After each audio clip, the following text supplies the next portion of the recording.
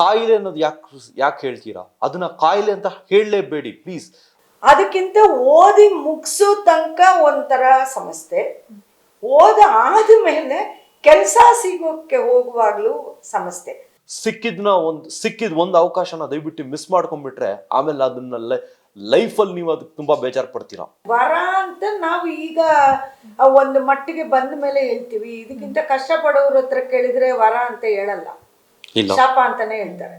ಈ ಸಮಾಜದಲ್ಲಿ ಅವ್ರುಗಳು ಬದುಕೋದು ಶಾಪನೇ. ದೇವರು ವರ ಅಂತಾನೆ ಅನ್ಕೊಂಡೆ ಸೃಷ್ಟಿ ಮಾಡಿರ್ಬೋದು. ಬೊಂಬೆ ಹೇಳುತ್ತೈತೆ, ಬೊಂಬೆ ಹೇಳುತ್ತೈತೆ, ನೀನೇ ರಾಜಕುಮಾರ. ನಿಮ್ ಫೇವ್ರೆಟ್ ಹೀರೋ ಯಾರು ಸರ್? ನನ್ನ ಫೇವ್ರೆಟ್ ಹೀರೋ ಬಂದು ಕಮಲ್. ತಮಿಳಲ್ಲಿ ಕಮಲ್, ಕನ್ನಡದಲ್ಲಿ ಉಪೇಂದ್ರ ಅವರು. ಸಾಂಗ್ ಅಂತ ಬಂದ್ರೆ ಅಪ್ಪು ಸರ್ ಅವ್ರು ಪುನೀತ್ ರಾಜ್ಕುಮಾರ್ ನಾನು ನೋಡಿದೀನಿ, ಅವ್ರು ಕೆಲವೊಂದು ಮೂವೀಸ್ನೆಲ್ಲ ನೋಡಿದೀನಿ.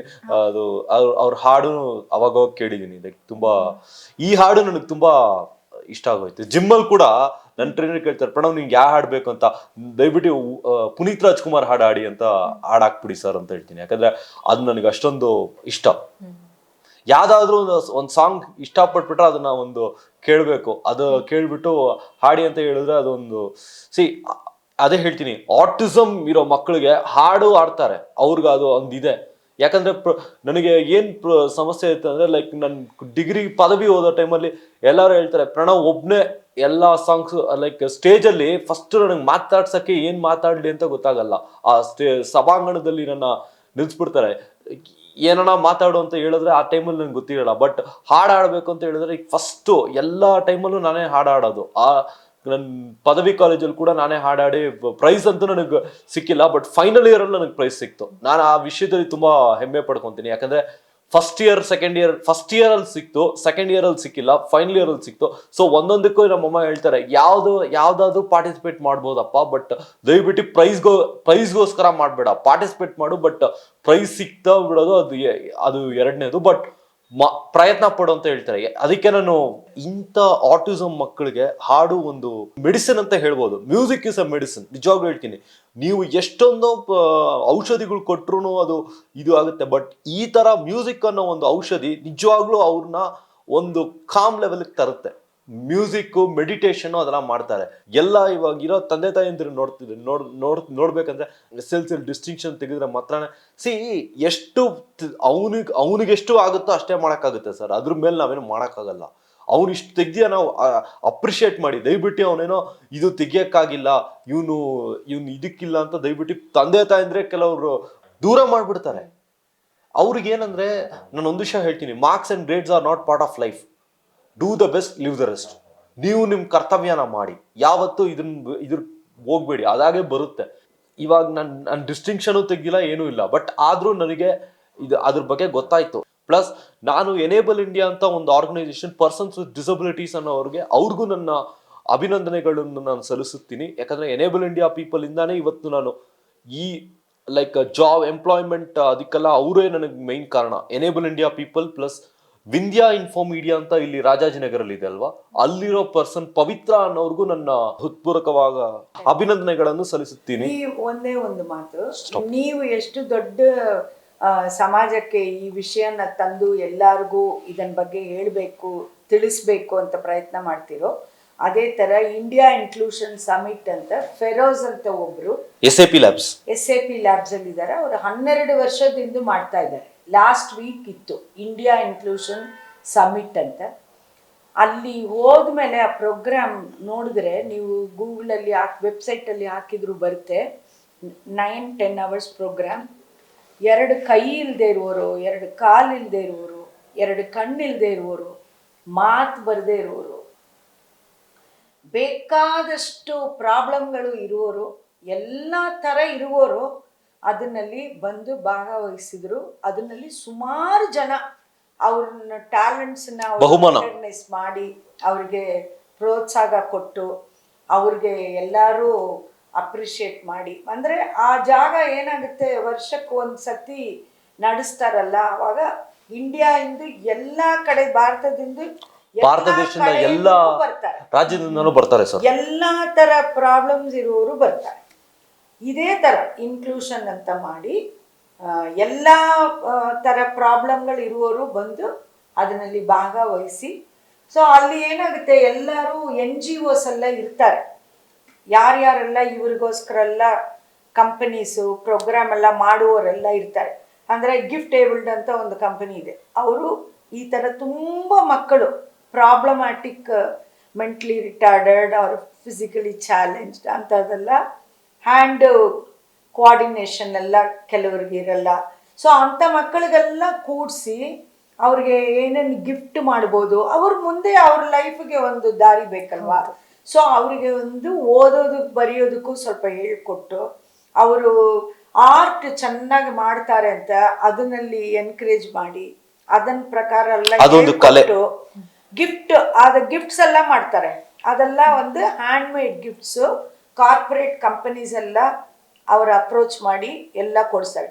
ಸೊ ಈ ಥರ ಜನ ಎಲ್ಲ ಅಲ್ಲಿ ಒಟ್ಟಿಗೆ ಸೇರುವಾಗ ಏನಾಗುತ್ತೆ, ಎಲ್ಲರಿಗೂ ಒಬ್ರಿಗೊಬ್ರು ಕಾಂಟ್ಯಾಕ್ಟ್ ಸಿಗುತ್ತೆ, ತುಂಬ ಜನಕ್ಕೆ ಪರಿಚಯ ಆಗಿ ಅದನ್ನಲ್ಲಿ ಒಂದು ಧೈರ್ಯ ಬರುತ್ತೆ, ಒಂದು ಪ್ರೋತ್ಸಾಹ ಬರುತ್ತೆ, ನಾವು ಹಿಂಗೆ ಮಾಡ್ಬೋದು ಅಂತ ಅಂದ್ಕೊಳ್ತಾರೆ. ಸೊ ಅದು ಒಂದು ತುಂಬ ಒಂದು ಪಾಸಿಟಿವ್ ಥಿಂಗ್ ಸ್ಪ್ರೆಡ್ ಮಾಡುತ್ತೆ. ಒಂದು ಲೈಫಲ್ಲಿ ಜೀವನದಲ್ಲಿ ಒಂದು ಬೆಳಕು ಬರುತ್ತೆ ಅಂತ ಒಂದು ನಂಬಿಕೆ ಇಟ್ಕೊಂಡು ಜನ ಬದುಕ್ತಾರೆ. ಸೊ ಆ ಥರ ನಂಬಿಕೆಯನ್ನು ನಿಮ್ಮ ಪ್ರೋಗ್ರಾಮು ಖಂಡಿತ ಲಕ್ಷಾನುಗಟ್ಟಲೆ ಜನ ಮನಸ್ಸಲ್ಲಿ ಖಂಡಿತ ಮಾಡುತ್ತೆ, ಉತ್ಪತ್ತಿ ಆಗುತ್ತೆ ಅಂತ ನನಗೆ ತುಂಬ ಧೈರ್ಯ ಇದೆ. ಸಿಕ್ಕಿದ್ದ ಅವಕಾಶನ ದಯವಿಟ್ಟು ಉಪಯೋಗಿಸ್ಕೊಳ್ಬೇಕು. ಯಾವುದೋ ಒಂದು ಇದ್ರಲ್ಲಿ ನಮ್ಗೆ ಒಂದು ಅವಕಾಶ ಬಂದ್ರೆ ದಯವಿಟ್ಟು ಅದನ್ನ ಉಪಯೋಗಿಸಿ. ಎಲ್ಲರಿಗೂ ಹೇಳೋದು ಏನಂದ್ರೆ, ಸಿಕ್ಕಿದ ಒಂದು ಅವಕಾಶನ ದಯವಿಟ್ಟು ಮಿಸ್ ಮಾಡ್ಕೊಂಡ್ಬಿಟ್ರೆ ಆಮೇಲೆ ಅದನ್ನ ಲೈಫಲ್ಲಿ ನೀವು ಅದಕ್ಕೆ ತುಂಬಾ ಬೇಜಾರು ಪಡ್ತೀರಾ. ಸಿಕ್ಕಿದ್ನ ಉಪಯೋಗಿಸ್ಕೊಂಡು ಮುಂದಕ್ಕೆ ಬಂದ್ಬೇಕು. ಅದು ಬಂದ್ರೇನೆ ಚೆನ್ನಾಗಿರುತ್ತೆ. ಪ್ಲಸ್ ನನಗೂ ಚಿಕ್ಕ ವಯಸ್ಸಿನಲ್ಲಿ ಕ್ರಿಕೆಟ್ ಆಡೋ ಟೈಮಲ್ಲಿ ಎಷ್ಟು ಜನ ನನ್ನನ್ನು ನೋಡಿ ಎಲ್ಲ ತಗೊಂಡ್ಬಿಟ್ಟು ನನ್ನ ಒಂಥರ ದೂರ ಮಾಡ್ಬಿಡ್ತಾರೆ, ಇವನಿಗೆ ಗೊತ್ತಿಲ್ಲ ಅಂತ. ಎಲ್ಲಾದ್ರಲ್ಲೂ ನಡೆದಿದೆ. ಪ್ಲಸ್ ಇವಾಗಿರೋದ್ರಲ್ಲಿ ಎಲ್ಲರಿಗೂ ನೀವು ಮೊಬೈಲ್ ಫೋನ್ ಕಂಪ್ಯೂಟರ್ ಕೊಡೋದು ಒಳ್ಳೆ ವಿಷಯನೇ, ಬಟ್ ಅವ್ರಿಗೆ ಆಚ ಕಡೆ ಆಟ ಆಡೋದಕ್ಕೂ ಸ್ವಲ್ಪ ಬಿಡಬೇಕು. ಏನಾಗಿರ್ಬೋದು, ಕ್ರಿಕೆಟ್ ಆಗಿರ್ಬೋದು, ಅವ್ರಿಗೆ ನೀವು ಮ್ಯಾರಥಾನ್ ರನ್ನರ್ ಮಾಡೋದು ಅದಕ್ಕಿಂತ ಒಳ್ಳೇದು ಏನೂ ಇಲ್ಲ. ಯಾಕಂದ್ರೆ ಮ್ಯಾರಥಾನ್ ಅನ್ನೋದು ಒನ್ಸ್ ಇನ್ ಇಯರ್ TCS ಅವರು ಎಲ್ಲ ಮಾಡ್ತಾ ಇದ್ದಾರೆ ವರ್ಷಕ್ಕೊಂದ್ಸತಿ. ರೀಸೆಂಟ್ ಆಗಿ ಏಪ್ರಿಲ್ ನಾನು TCS ಮ್ಯಾರಥಾನ್ ಹೋಗಿ ಬಂದೆ. ಪ್ಲಸ್ ಆ ಮ್ಯಾರಥಾನ್ ಅಲ್ಲಿ ಎಷ್ಟೊಂದೋ ಜನ ಬಂದ್ರು, person with specially wheel chair ಅಲ್ಲಿ ಇರೋರು ಬಂದ್ರು, ಎಷ್ಟು ಜನ ಬಂದ್ರು ಗೊತ್ತಾ. ಓಡೋದ್ರಲ್ಲಿ ಎಲ್ಲಾರ್ಗೂ ಒಂದು ಪಾರ್ಟಿಸಿಪೇಟ್ ಮಾಡ್ಬೇಕು, ಭಾಗವಹಿಸ್ಬೇಕು. ಇದರಲ್ಲಿ ಸಿಗೋದು ಬಿಡೋದು ಎರಡನೇದು, ಎಲ್ಲರೂ ಮಾಡಬೇಕು. ಅದನ್ನ ಸ್ವಲ್ಪ ಮೋಟಿವೇಟ್ ಮಾಡಬೇಕು ಅಂತ ಅನ್ನೋದು ನನ್ನ ಅಭಿಪ್ರಾಯ. ಎಲ್ಲರೂ ಪೇರೆಂಟ್ಸು, ತಾಯಿ ತಂದೆಯರು ಮತ್ತೆ ಶಿಕ್ಷಕರು ಅವರೆಲ್ಲ ಫಸ್ಟು ಮಾರ್ಕ್ ಒಂದು ಬೇಕು, ಇಲ್ಲ ಅಂತ ಅಲ್ಲ. ಮಾರ್ಕ್ ಒಂದೇ ಒಬ್ಬನಿಗೆ ಯಾವ ಸ್ಥಾನದಲ್ಲಿ ಇದ್ದಾನೆ, ಏನು ಕೆಲಸ ಕೊಡ್ಬೋದು ಅವನಿಗೂ, ಅದೆಲ್ಲ ತೀರ್ಮಾನ ಮಾಡುತ್ತೆ. ಬಟ್ ಅದು ಒಂದೇ ಲೈಫಲ್ಲಿ ಸಾಲದು. ಖಂಡಿತ ನಿನ್ನ ವ್ಯಕ್ತಿತ್ವವ, ನಿನ್ನ ಸಮಾಜಕ್ಕೆ ಏನು ಮಾಡಬೇಕಂತ ಇರೋ ಒಂದು ಒಳ್ಳೆ ಗುಣ, ನೀನು 4 ಜನಕ್ಕೆ ಒಳ್ಳೆ ಮಾತಾಡೋದು, ಎಲ್ಲರ ಹತ್ರನೂ ಮರ್ಯಾದೆ ಕೊಟ್ಟು ನಡ್ಕೊಳ್ಳೋದು, ಭೇದ ಭಾವ ಇಲ್ಲದೆ, ಆ ಭಾವನೆಗಳನ್ನ ಮಕ್ಕಳಲ್ಲೂ ಎಲ್ಲರ ಹತ್ರನೂ ಬೆಳೆಸ್ಬೇಕು. ಅಮ್ಮ, ಇವಾಗ ನೀವು ಅವಾಗಲೇ ಹೇಳ್ತಾ ಬಂದ್ವಿ ಸ್ಟಾರ್ಟಿಂಗ್ ಲೆವೆಲಲ್ಲಿ ಸಿಂಪ್ಟಮ್ಸ್ ಏನು ಗೊತ್ತಾಗೋದಿಲ್ಲ ಅಂತ. ಆದ್ರೆ ಇವಾಗ ಹೊಟ್ಟೆಲಿ ಇರ್ಬೇಕಾದ್ರೆ ಮಗುಗೆ ಸಾಕಷ್ಟು ಟೆಕ್ನಾಲಜಿ ಮುಂದುವರೆದಿದೆ, ಅದೆಲ್ಲ ಗೊತ್ತಾಗಲ್ವಾ? ಈಗ ಗೊತ್ತಾಗ್ಬೋದು. ಈಗ ಆ ಟೆಸ್ಟ್ ಎಲ್ಲ ಮಾಡಿದ್ರೆ ಗೊತ್ತಾಗುತ್ತೆ. ಒಂದು ಪ್ರಣವ್ ಕೇಸಲ್ಲಿ ಅವನು ಹುಟ್ಟಿರುವಾಗ 1.5 years 2 years ತನಕ ಮೈಲ್ ಸ್ಟೋನ್ಸ್ ಎಲ್ಲ ನಾರ್ಮಲ್ ಆಗೇ ಇತ್ತು, ಏನು ಪ್ರಾಬ್ಲಮ್ ಎಲ್ಲ ಇತ್ತು. ಸಮಟೈಮ್ಸ್ ಈಗೆಲ್ಲ ಇನ್ನೂ ಟೆಕ್ನಾಲಜಿ ಅಡ್ವಾನ್ಸ್ ಆಗಿದೆ ಅಲ್ಲ, ತಿಳುವಳಿಕೆನೂ ಅಡ್ವಾನ್ಸ್ ಆಗಿದೆ, ಟೆಕ್ನಾಲಜಿನೂ ಅಡ್ವಾನ್ಸ್ ಆಗಿದೆ. ಸಪೋರ್ಟು ಸಮಾಜದಲ್ಲಿ ಇದನ್ ಬಗ್ಗೆ ಗೊತ್ತಿರೋ ವಿಷಯ ಎಲ್ಲಾನು ಈಗ ಜಾಸ್ತಿ ಆಗಿದೆ. 30 ವರ್ಷ ಮುಂಚೆ ಹೀಗಿರ್ಲಿಲ್ಲ. ನಿಮಗೆ ಅದು ಸಿಂಪ್ಟಮ್ಸ್ ಹೇಗೆ ಗೊತ್ತಾಗ್ತಾ ಹೋಗ್ತು? ಲಕ್ಷಣಗಳು ಅಂದ್ರೆ ಅದೇ ಅವನೇ ಹೇಳಿದಲ್ಲ, ಯಾರಾದ್ರೂ ಕೇಳಿದ್ರೆ ಎದುರಿಗೆ ನೋಡಿ ಉತ್ತರ ಕೊಡಲ್ಲ, ಮತ್ತೆ ಅವನಿಗೆ ಅನ್ಸಿದ್ರೆ ಮಾತಾಡೋದು, ಇಲ್ಲಾದ್ರೆ ಉತ್ತರ ಕೊಡಲ್ಲ. ಕೆಲವು ಬರೆಯೋದು ಓದುವುದಲ್ಲಿ ಪ್ರಾಬ್ಲಮ್, ಮತ್ತೆ ಎಲ್ಲಾರ ಜೊತೆನೂ ಒಂದ್ಸತಿ ಅನ್ಸಿದ್ರೆ ಮಾತಾಡೋದು, ಇಲ್ಲಾದ್ರೆ ಮಾತಾಡ್ದಾನೆ ಸುಮ್ಮನೆ ಇರೋದು. ಸಮ್ಮ ಅವ್ರುಗಳು ನಡ್ಕೊಳ್ಳೋದು ನೋಡಿದ್ರೆ ನಾರ್ಮಲ್ ಆಗಿ ಇರೋ ಮಕ್ಕಳು ಹೇಗಿರ್ತಾರೆ, ಇವ್ರುಗಳು ಸ್ವಲ್ಪ ಬೇರೆ ತರ ಇರ್ತಾರಲ್ಲ ಅಂತ ನಾವು ಅರ್ಥ ಆಗೋ ತರ ಇರುತ್ತೆ. ಏನೋ ಒಂದು ಡಿಫರೆನ್ಸ್ ಇದೆ ಅಲ್ಲ, ಆಟ ಆಡು ಈ ವಯಸ್ಸು ಮಕ್ಕಳು ಹೆಂಗಿರ್ತಾರೆ, ಇವನ್ ಯಾಕೆ ಸ್ವಲ್ಪ ಬೇರೆ ತರ ಇದ್ದಾನೆ ಅಂತ ಒಂದು ಅನುಮಾನ ಬರುತ್ತೆ. ಆವಾಗ ಸ್ವಲ್ಪ ನಾವು ಅದನ್ನ ಬಗ್ಗೆ ಯೋಚನೆ ಮಾಡಿ ಗಮನ ಕೊಟ್ಟು ಅದನ್ನೇ ಕ್ಲೀನಾಗಿ ಅಬ್ಸರ್ವ್ ಮಾಡುವಾಗ ಆವಾಗ ಡಾಕ್ಟರ್ ಹತ್ರ ನಾವು ಡಿಸ್ಕಸ್ ಮಾಡಿ. ಅಂದ್ರೆ ಡಾಕ್ಟರ್ ಚಿಕಿತ್ಸೆ ಎಲ್ಲ ಕೊಡ್ಬೋದು ಅಂತೆಲ್ಲ ಹೇಳಿದ್ರ? ಕೊಟ್ರು. ಆಮೇಲೆ ಪ್ರಾಕ್ಟೀಸ್ ಕೊಟ್ಟಿದ್ವಿ, 1-to-1 ರೆಮಿಡಿಯಲ್ ಕ್ಲಾಸ್ ಸ್ವಲ್ಪ ಹೇಳ್ಕೊಡೋದು, ಹಂಗೆಲ್ಲ ಮಾಡಿ ಸುಮಾರು ಪ್ರಯತ್ನಗಳು ಮಾಡಿದ್ವಿ.